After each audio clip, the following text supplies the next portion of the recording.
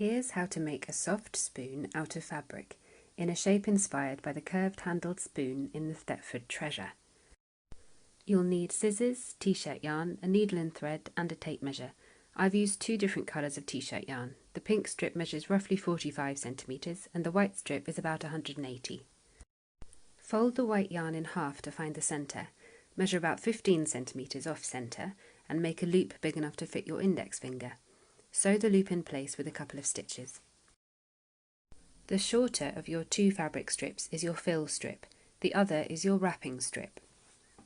Hold the fill strip in your right hand, on top of the loop. Take the wrapping strip under the loop, around and over, then under the fill strip and into the centre of the loop. This is your first stitch. Repeat the process, taking care to keep the fill strip on top of the loop as you work your way around in a circle. When you've completed about 6 or 7 stitches, it's time to start your second row. Try to spread the stitches out so they're as even as possible.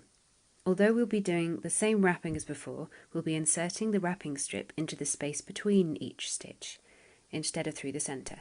Complete another round of stitches.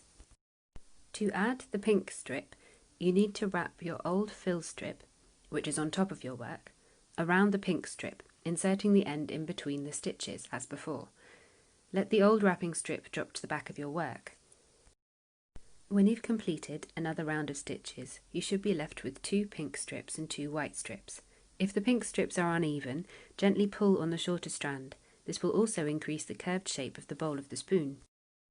Plait the 4 strips together, then curve the plait over and insert the ends of the strips into the top of the plait. Flip over, tie together, and your spoon is complete.